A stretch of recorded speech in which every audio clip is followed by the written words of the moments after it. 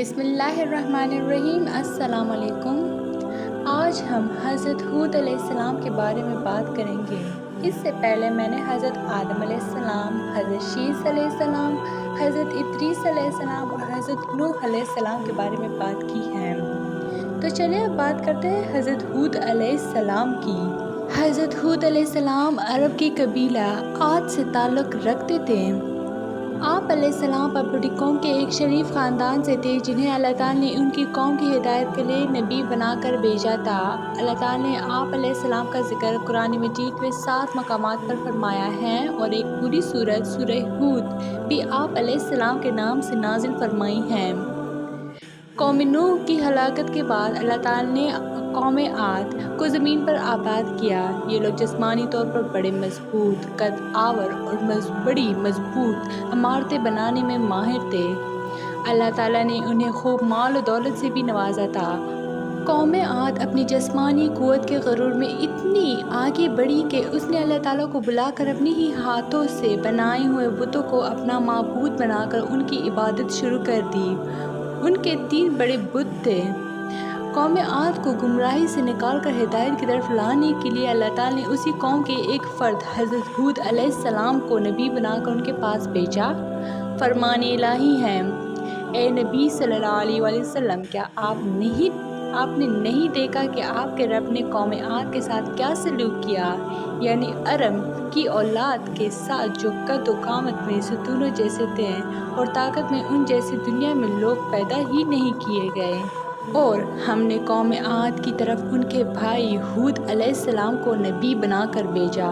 پھر ان قوم نوح کے بعد ہم نے دوسری امت قوم عاد پیدا کی، پھر ہم نے انہی میں سے ایک رسول بھیجا۔ حضرت ہود علیہ السلام نے نبوت ملنے کے بعد جب قوم کو شرک اور اللہ تعالیٰ کی نافرمانیاں کرتے دیکھا تو انہیں اللہ تعالیٰ کی نعمتیں یاد دلاتے ہوئے توحید کی تعلیم دی اور اللہ تعالیٰ کی نافرمانی سے بچنے کی تلقین فرمائی۔ فرمان الہی ہے: انہوں نے کہا کہ اے میری قوم، تم اللہ کی عبادت کرو، اس کے علاوہ تمہارا کوئی حقیقی معبود نہیں، کیا تم پرہیزگار نہیں بنو گے؟ انہوں نے کہا کہ اے میری قوم، اللہ ہی کی عبادت کرو، اس کے علاوہ تمہارا کوئی معبود نہیں، تم تو صرف بہتان باندھ رہے ہو۔ اے میری قوم، میں تم سے اس تبلیغ پر کوئی اجرت نہیں مانگتا، میرا اجر تو اس اللہ کے ذمہ ہے جس نے مجھے پیدا کیا ہے، تو کیا پھر بھی تم عقل سے کام نہیں لیتے ہو؟ جب حضرت ہود علیہ السلام نے اپنی قوم کو اللہ تعالیٰ کی توحید اور اس کی فرمانبرداری کرنے کی دعوت اور نافرمانی سے بچنے کی تلقین کی تو قوم عاد نے آپ علیہ السلام کی دعوت قبول کرنے کے بجائے آپ علیہ السلام کو جھٹلایا اور آپ علیہ السلام پر کئی الزامات لگائے۔ فرمان الہی ہے: ان کی قوم کے کافر سرداروں نے کہا کہ ہم تو تجھے ایک طرح کی بے وقوفی میں مبتلا دیکھ رہے ہیں اور ہمارے خیال میں تم جھوٹے ہو۔ اور ان کی قوم کے وہ سردار جنہوں نے کفر کیا اور آخرت کی ملاقات کو جھٹلایا تھا، اور ہم نے انہیں دنیاوی زندگی میں خوشحال بنا رکھا، اور وہ کہنے لگے کہ یہ رسالت کا دعوے دار تو تم جیسا ہی انسان ہے، یہ بھی وہی کھاتا ہے جو تم کھاتے ہو اور وہی پیتا ہے جو تم پیتے ہو، اور اب اگر تم نے اپنے ہی جیسے ایک انسان کی پیروی کر لی تو یقیناً تم بڑے خسارے میں رہو گے۔ کیا یہ تم اس بات کا وعدہ کرتا ہے کہ جب تم مر کر خاک اور ہڈی رہ جاؤ گے تو تم دوبارہ قبروں سے زندہ کر کے نکالے جاؤ گے؟ یہ تو ناممکن بات ہے جس کا تمہیں وعدہ دیا جا رہا ہے۔ زندگی تو صرف یہی دنیا کی زندگی ہے۔ ہم میں سے کچھ لوگ مرتے ہیں اور کچھ دوسرے پیدا ہوتے ہیں، اور ہم ہرگز دوبارہ نہیں اٹھائے جائیں گے۔ یہ تو ایک ایسا آدمی ہے جس نے اللہ پر جھوٹ بہتان باندھا ہے، ہم تو کبھی بھی اس پر ایمان لانے والے نہیں ہیں۔ حضرت ہود علیہ السلام نے اپنی قوم کو سمجھانے کی بھرپور کوشش کی اور انہیں بتایا کہ اے میری قوم، اللہ تعالیٰ کے سوا تمہارا کوئی حقیقی معبود نہیں، میں اللہ تعالیٰ کی طرف سے تمہاری خیر خواہی کے لیے نبی بنا کر بھیجا گیا ہوں۔ مجھے تم سے کوئی دنیاوی لالچ نہیں، میں تو صرف اللہ کی رضا کا طلبگار ہوں۔ اگر اللہ تعالیٰ مجھ سے راضی ہو گئے تو مجھے بہترین صلاح عطا فرمائے گا۔ میں تمہارا خیر خواہ ہونے کی حیثیت سے تمہیں نصیحت کر رہا ہوں کہ اگر تم بتوں کی پوجا چھوڑ کر اللہ تعالیٰ کے فرمانبردار بن جاؤ گے تو اس کا فائدہ تمہیں دنیا میں بھی ملے گا اور آخرت میں بھی۔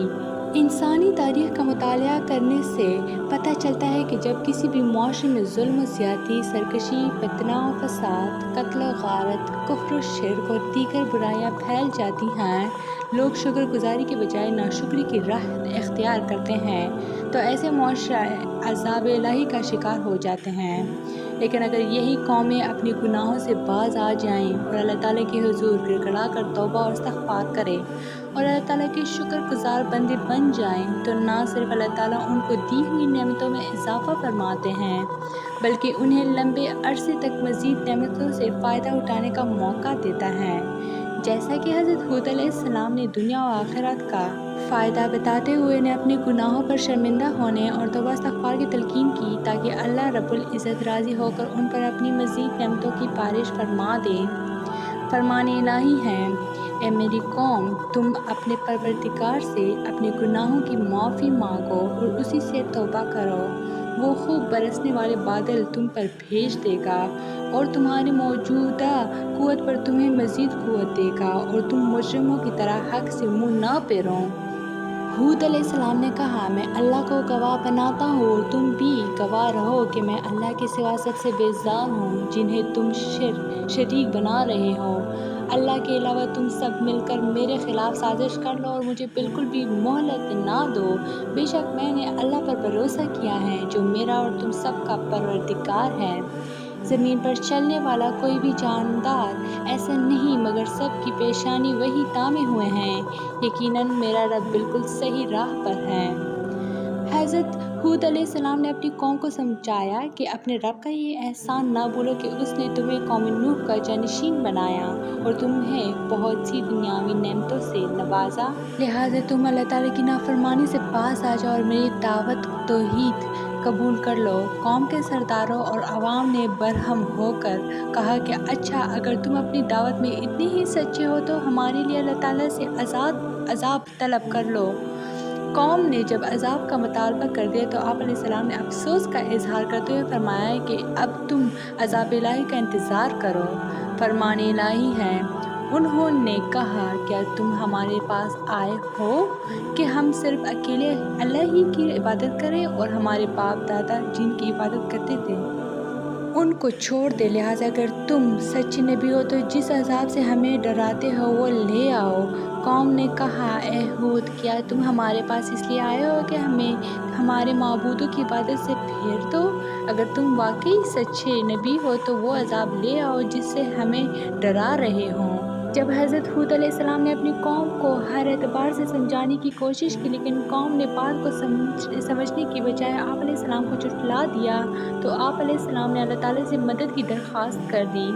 فرمان الہی ہے: قوم عاد نے بھی رسولوں کو جھٹلایا جب ان کے بھائی ہود علیہ السلام نے ان سے کہا، کیا تمہیں اللہ کے عذاب کا خوف نہیں ہے؟ جب حضرت ہود علیہ السلام نے اپنی قوم کے خلاف مدد کی درخواست کی تو اللہ تعالیٰ نے فوراً آپ علیہ السلام کی درخواست قبول فرما لی اور قوم عاد پر سخت ترین عذاب ہولناک آندھی صورت میں نازل فرمایا جس سے آپ علیہ السلام کی قوم کے تمام نافرمان لوگ ہلاک ہو گئے۔ صرف مومن اللہ تعالیٰ کی رحمت سے عذاب الہی سے محفوظ رہے۔ فرمان الہی ہے: قوم عاد نے بھی حق کو جھٹلایا۔ دیکھ لو بس کیسا تھا میرا عذاب اور میری ڈرانے والی باتیں۔ بلا شبہ ہم نے ان پر ایک نحوست کے دن تیز و تند مسلسل چلنے والی ہوا بھیج دی جو لوگوں کو اٹھا اٹھا کر ایسے پھینک رہی تھی جیسے وہ جڑ سے اکھڑے ہوئے کھجور کے تنے ہوں۔ بس کیسا تھا میرا عذاب اور میرا ڈرانا۔ احادیث رسول اکرم صلی اللہ علیہ وسلم۔ حضرت عائشہ رضی اللہ تعالیٰ عنہا فرماتی ہیں کہ جب بھی بادل آتے یا تیز ہوا چلتی تو آپ صلی اللہ علیہ وسلم پریشان ہو جایا کرتے تھے۔ میں نے پوچھا، اے اللہ کے رسول صلی اللہ علیہ وسلم، آپ پریشان کیوں ہو جاتے ہیں جبکہ لوگ تو انہیں بادلوں کو دیکھ کر خوش ہوتے ہیں؟ آپ صلی اللہ علیہ وسلم نے فرمایا، اے عائشہ رضی اللہ عنہا، میں کیسے مطمئن ہو جاؤں؟ ہو سکتا ہے کہ اس میں عذاب ہو، کیونکہ ایک قوم عاد ہوا ہی سے ہلاک ہوئی تھی۔ اس نے عذاب کی گھٹا دیکھ کر کہا تھا، یہ بادل آ گیا جو ہم پر خوب برسے گا۔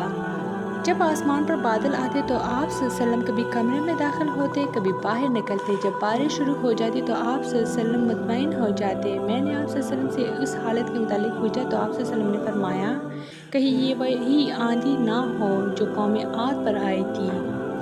تو یہ تھی میری آج کی ویڈیو، امید کرتی ہوں کہ آپ لوگ کو اچھی لگی ہوگی۔ مزید قصص الانبیاء کے پارٹس کے لیے میرے چینل کو لائک، شیئر اینڈ سبسکرائب ضرور کریں۔ Stay tuned for more. Thanks for watching.